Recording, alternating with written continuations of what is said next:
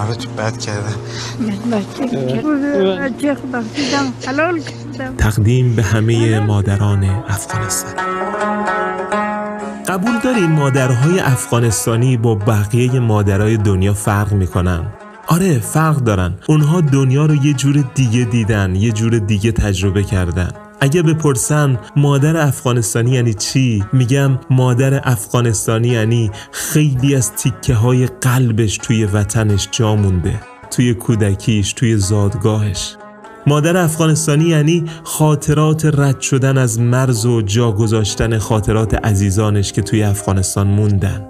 مادر افغانستانی یعنی زندگی رو بارها و بارها از صفر شروع کردن. مادر افغانستانی یعنی دلخوشیش پرده های گلدوزی، صندوق های قدیمی که با هر کدومش خاطره داره. مادر افغانستانی خیلی بلد نیست به دستاش مرطوب کننده بزنه و خیلی خشکن ولی پر از محبتن.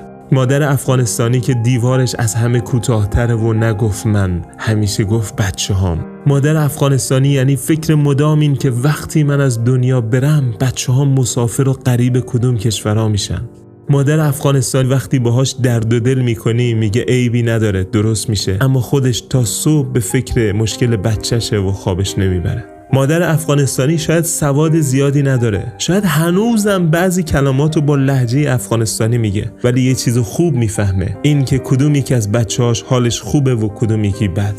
مادر افغانستانی یعنی اگه توی خونه نباشه، خونه صدای سکوتش گوش آدمو کر میکنه.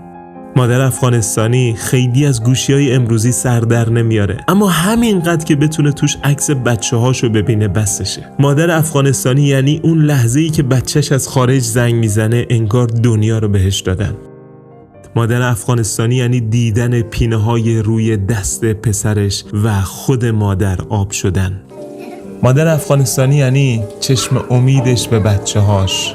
مادر افغانستانی وقتی نفس راحت میکشه که بچه‌هاش تو راحتی باشن.